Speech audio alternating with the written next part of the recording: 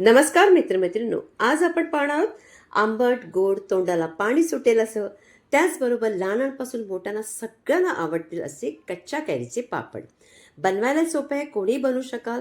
मुलं तर पुन्हा पुन्हा तुम्हाला बनवायला सांगतील, कारण का इतके छान लागतात. तुम्ही मात्र शेवटपर्यंत व्हिडिओ पहा, म्हणजे तुम्ही बनवू शकाल.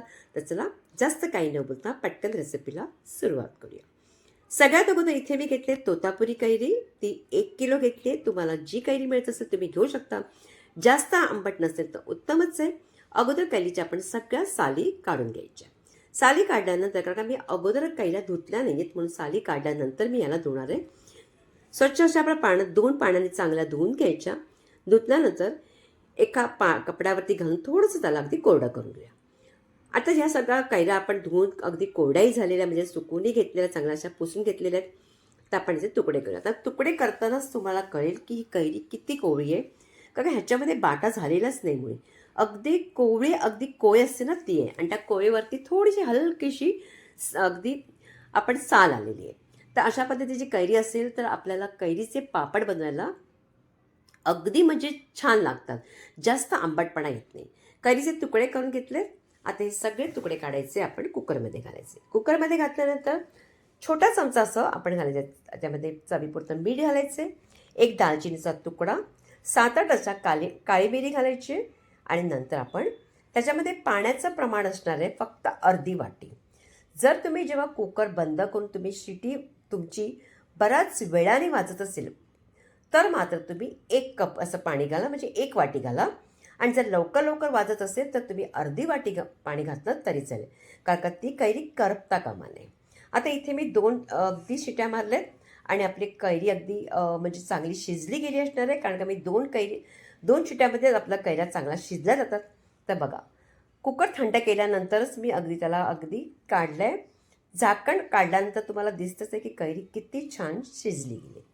कैरी काढल्यानंतर जेव्हा ही आपण आतमधली जी कोय असते त्याची अगदी पातळशी, अगदी मग त्याच्या साली असतात, त्या राहता कामा नये, कारण का आपले कच्च्या कैरीचे पापड बरोबर होणार नाही. म्हणून आपण काय करायचं, तुम्ही हवं असलं त्याला मिक्सरमधूनही काढू शकता, पण मिक्सरमध्ये न काढता फक्त त्याला चाळून घ्यायचं.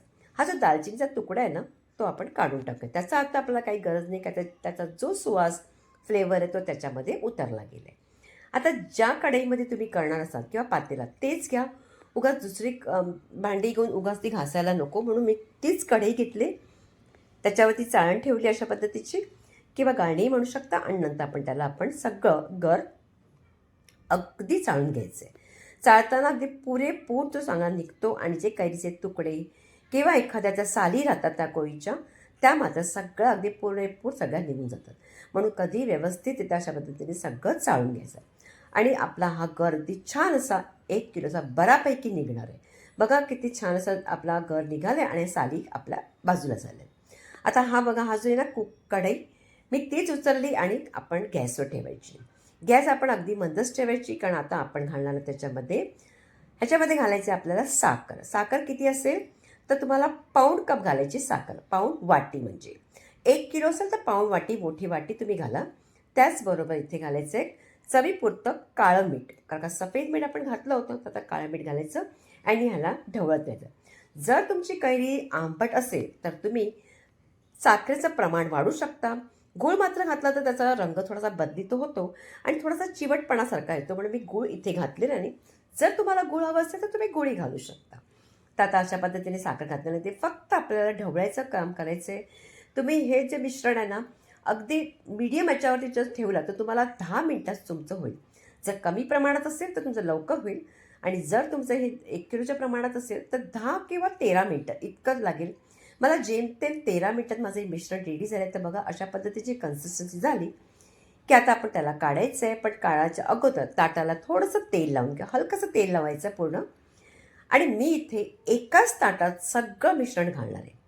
तुम्ही हवं असल्यास 2 किंवा 3 ताटामध्ये तुम्ही थोडंसं करून पातळसा थर असा करू शकता. तसेच तुम्हाला जसं वाटेल तसं. मी मात्र एकाच ताटात पूर्णपणे सगळं मिश्रण घालून त्याच्यात छोट्या आपण वड्या पाडणार आहोत, म्हणजे तसे पापड बनवणार आहोत. म्हणून मी एकाच ताटात घातले. आणि असं केल्यानंतर आपल्याला उन्हात त्याला, जर असेल तुमच्या ते ऊन तर तुम्ही वाळत घाला. आणि जर ऊन नसेल तर घरामध्ये तुम्हाला 2 दिवसात ते जेमतेम चांगलं व्यवस्थित अगदी वाळलं जातं. मला अगदी दीड दिवस लागला होता. पूर्ण 1 दिवस आणि अगदी संध्याकाळचे 4 वाजता माझे पूर्णपणे झालं होतं. आणि तुम्हाला जर मिळत असेल तर तुम्ही उन्हात ठेवा, लगेच होईल. आणि पातळ असेल तर आणखी लवकर होईल. तर बघा, आता हे दुसरा दिवस मी संध्याकाळच्या 4:30 वाजता मी हा व्हिडिओ बनवते.